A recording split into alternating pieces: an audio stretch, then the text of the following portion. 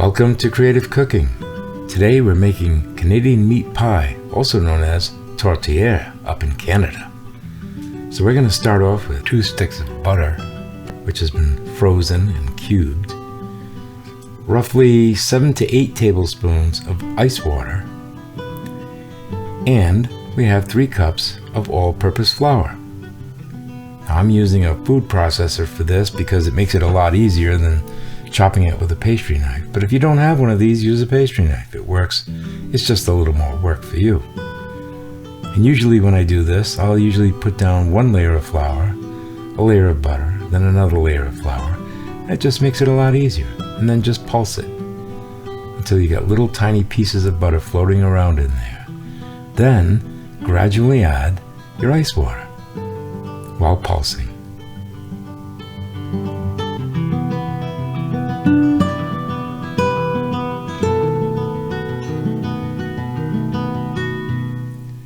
Now once you put this down on your work surface, you'll know if it has enough moisture. And in my case, it doesn't. You see how it's crumbling? That means there's not quite enough water. And that's in part because it was very dry that day. So I added another tablespoon of water and worked it in.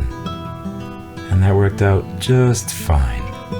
But be careful not to overhandle the dough because you don't want the heat from your hands to melt the butter, so you have to work very quickly. And once you've done that, divide it into basically 2/3 and 1/3, or somewhere in between, because one portion will be for the bottom of the pie and the other portion, the smaller one, will be for the top. And this is a very important step. You have to make sure that you wrap it and put it back in the refrigerator for an hour. Sometimes I will do this 1 day in advance, and that works even better. So be sure to take each piece. If you can make it into sort of disc shape, that's good. Wrap it very tight and squeeze it, push it together, and let it sit in the refrigerator for 1 hour while you go on to do the rest.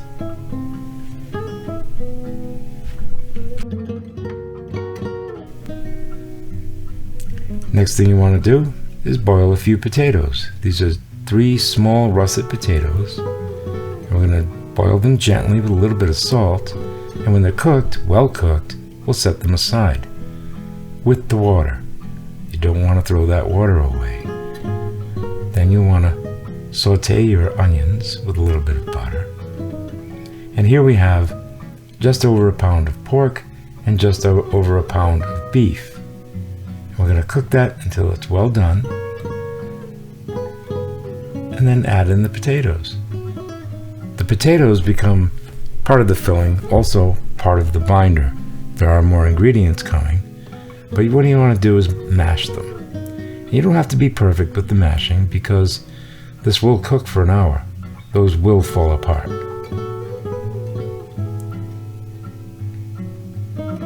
And then add the potato water in. Enough to cover, but don't throw it away. You might need to add some during the cook. And here we have the spice mix. If you want to see the spice mix, it's up here. Pause here to see it, or check in the description below. All the ingredient amounts will be there. Give that a fair mix, since you'll mix it at least a few times. Cover and simmer for 1 hour. 45 minutes to 1 hour.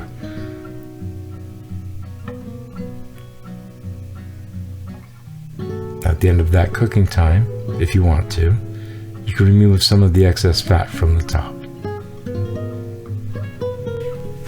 Then remove from heat and allow it to cool down completely to room temperature.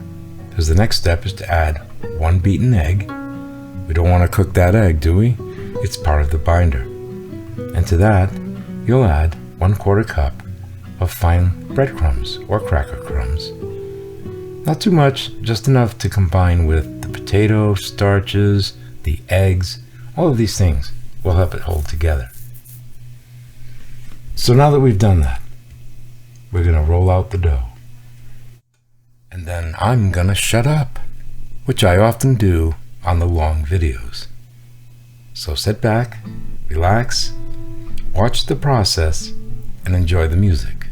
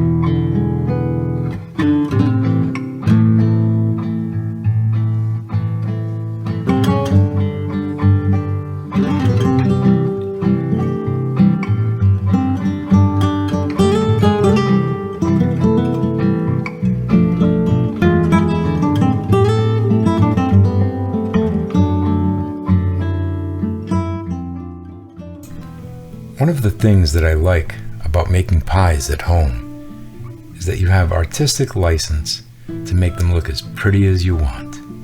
I originally made this for Christmas and I wanted those to be holly leaves, but hey, I usually do that triple leaf pattern on my English pork pies, this type of pie. It just looks nice.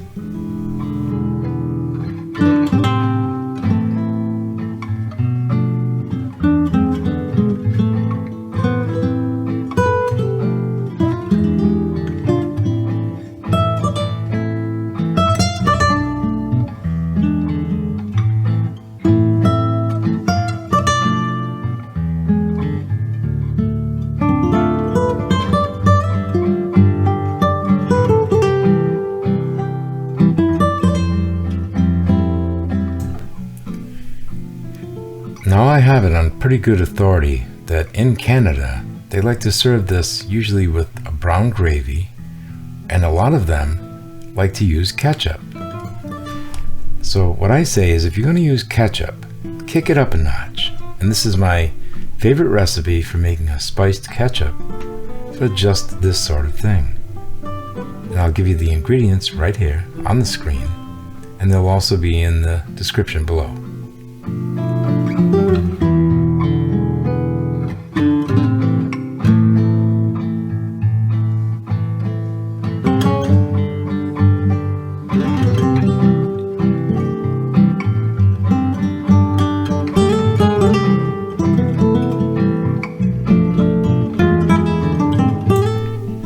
I'll be honest with you here. I should have waited to cut into this pie, but I couldn't help myself because it smelled so good. See how it's falling out? Well, if I had waited another 20 minutes, that slice would have come out perfectly. But like I said, when you have your face in this and your nose in that kitchen for that long, you want to try some. So, a word to the wise: if you want to make it pretty, let it cool down completely before you cut into it. And that's just my advice. All in all, this turned out to be a delicious pie, and it never disappoints. So I hope you enjoyed this video, and I hope you come back each week for more great videos made for people who like to cook. Until then, bon appetit.